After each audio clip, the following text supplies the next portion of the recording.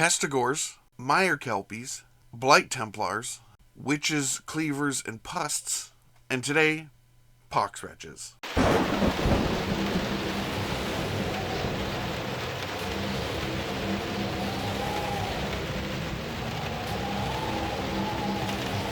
Hello and welcome to another episode of Blastercaded Painting. Today we're going to finish off the enemies from Warhammer Quest Dark Water, and that last group is the Pox-Wretches. These are pretty cool miniatures. If you are into agnostic games, you could use them for a lot of different things. Anyway, we're going to just go through them really quick and easy and simple, and not too much fuss. I think there's like 14 of them, so we don't want to spend a ton of time, but we want them to look decent on the table. So, let's start.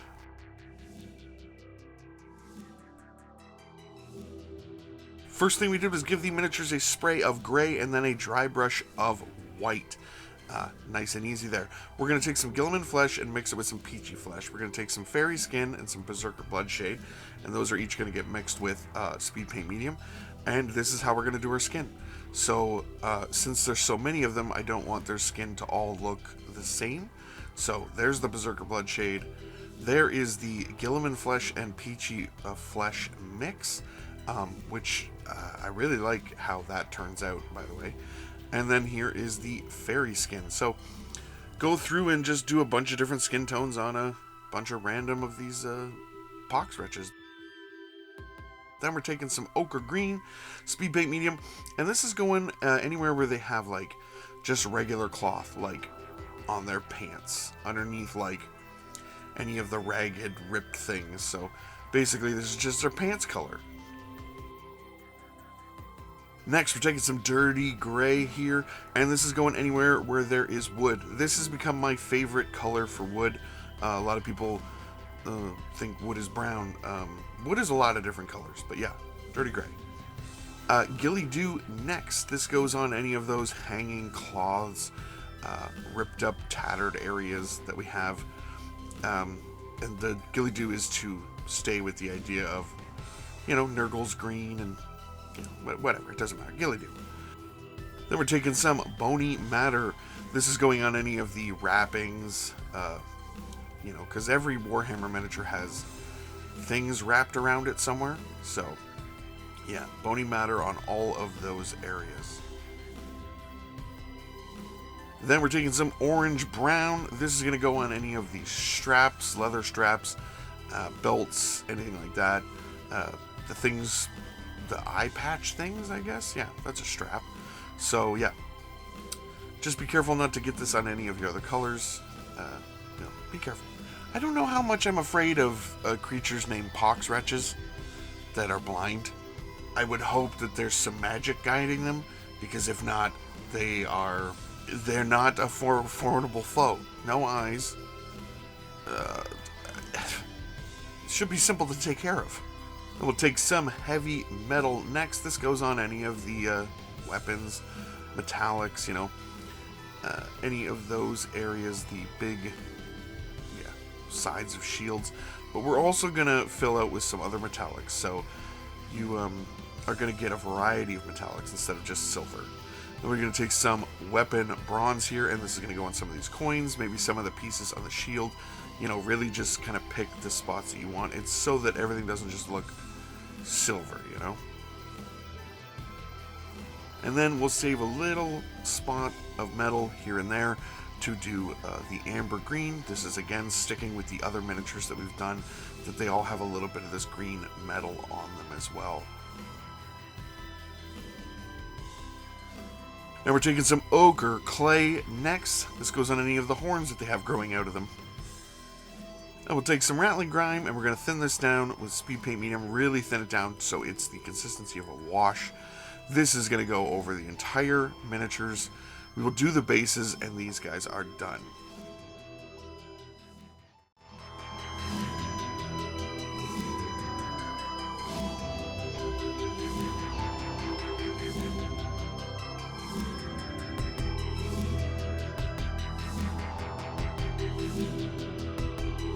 So what do you guys think? Obviously, you can go back in and you could do a ton of highlight work, you could do the skin work, but I really just wanted to get them done fast. They are pretty easy to take care of on the board, so they're coming and going off the board pretty quickly. I didn't want to spend a ton of time on them, and I just wanted them to look, basically tabletop ready. When we play with them in the games, which we're playing over on Blastercaded Playing, which is our other channel, if you'd like to check that out, we are going through the entire quest of Darkwater. But yeah, when you see them on the board, they look great because we're not focused right in on them. So they're really more about like, how do they look all finished on the board instead of how do they look this close up, which is honestly, they look fine. They look dirty, they look gross, but we don't want to spend a ton of time on them. We can always go back and add layers and highlights if we wanted to. It's just that I don't want to. And that's really what painting is for me, is to balance out the time and the effort and how much am I going to spend time-wise painting these miniatures as to how much am I going to spend actually getting to use them. So if I can get something done quick, easy, and it looks good, then most of the time I'll go that route, just because I don't have the time, working a full-time job and family and all that. It's balancing how much hobby time do you have versus real life, because this is Pox-Wretches, not real life. But in the comments below, I'd love to know what you guys do to balance out your hobby time and real life. Do you get an abundance of hobby time? I definitely get more than most folks, I think. My wife is super amazing at letting me have my time to do my hobby and these videos for you guys. So that definitely helps. I can't help you with that one, but I can help you get things painted quickly and get them on the table. And as always, we want to thank our Patreon supporters: Charming Grenade, Richie Fender, LK, Blaster Boy Mike, Stuart Drake, and Bow Ties and Bugbears. These guys are always in our live streams that we do on Friday nights. They are supporting us. They are the best. Really, thank you guys so much. And I want to thank all of you for watching. This has been a longer series of videos just because we wanted to really paint everything in the box so that you guys can get yours painted up. This is supposed to be a range product, I think is what they call it for Games Workshop. It's supposed to be around for a couple years, so hopefully these videos can help you now, and they'll help anybody in the future as well. But again, thank all of you for watching. Please remember to like, share, comment, subscribe, all the YouTube stuff. You guys have a great rest of your day. Go paint!